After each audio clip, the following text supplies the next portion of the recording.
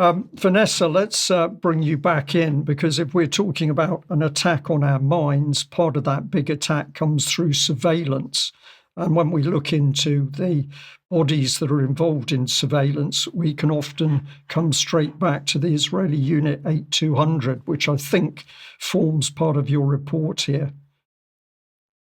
Yeah, it does. But perhaps even more sinister than that, you're absolutely right, is to focus today on the UAE, the role of the UAE in furthering the Zionist agenda, both regionally and in Cyprus. And of course, the normalization between Israel and the UAE was very much engineered by Tony Blair back in 2015, as we've reported on here, when he introduced various members of the UAE leadership to various members of Netanyahu's cabinet.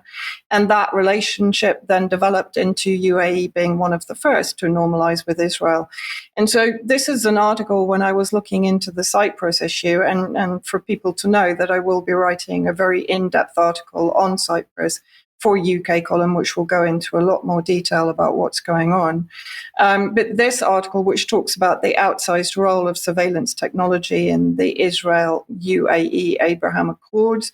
And then if we look at what they actually talk about with reference to the Abraham Accords, far from a peace milestone, the Abraham Accords represent the public formalization of a long-standing covert partnership, as I said, very much begun by Tony Blair, between two governments with interests in population control and surveillance. We've been covering Unit 8200 for some time. The UAE purchased and deployed Israeli surveillance technology well before the adoption of the Abraham Accords. Leaked emails in 2018 revealed that the UAE signed a contract with NSO, which of course is Pegasus Spyware, and Israeli cyber war company, to license surveillance software as early as August 2013, including the infamous Pegasus spyware. And then this is where it gets, in my opinion, very sinister. So effectively what the UAE is doing is acting as an outreach settlement country for Israel, for Israeli expansion. One of the primary companies involved in this very shadowy surveillance tech is the Dark Matter Group, if we can just put the slide up, an Abu Dhabi-based cyber. Can we just go back one, please, Brian? Thank you.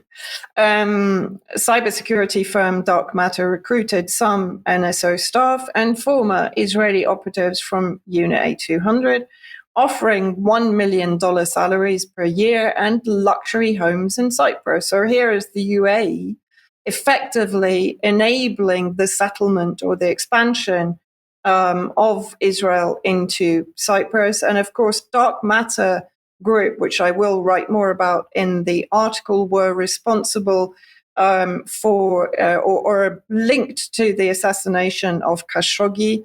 They were also linked to Project Raven, which in fact was established including or employing NSA employees to spy not only on internal dissidents, who were then arrested and subjected to torture, but also effectively on American individuals and on governments outside of the UAE.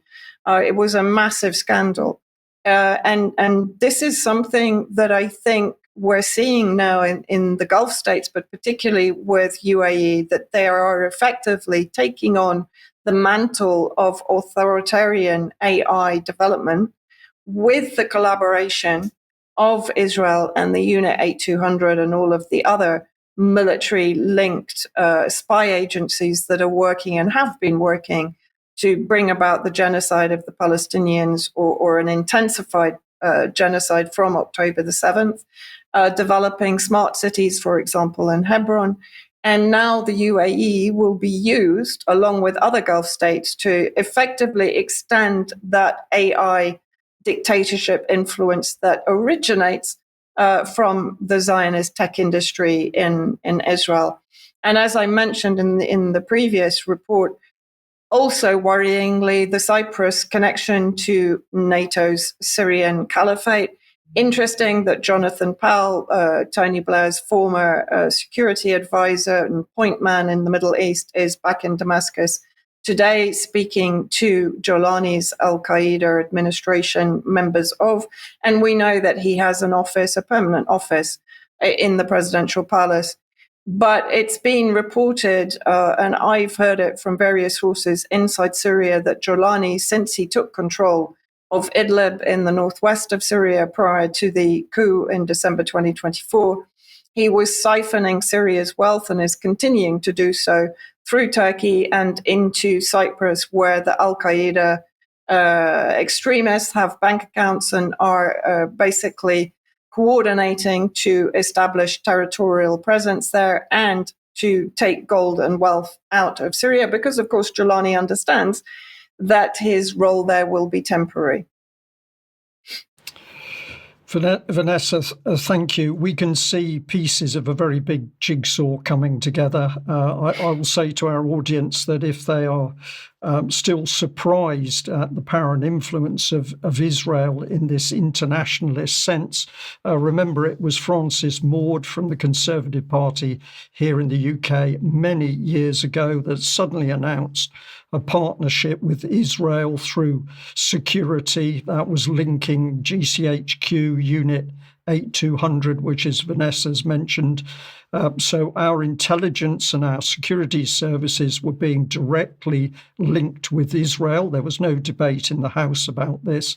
And of course, the other bodies that were brought into that agreement were the universities in UK. So all of this assembly of a joint power base with Israel was visible, hidden in plain sight in the UK many years ago, and both Conservative and Labour governments have continued to push this amalgam of these very powerful globalist interests. A lot more to discuss, but thank you very much, Vanessa. Now we're going to return to UK.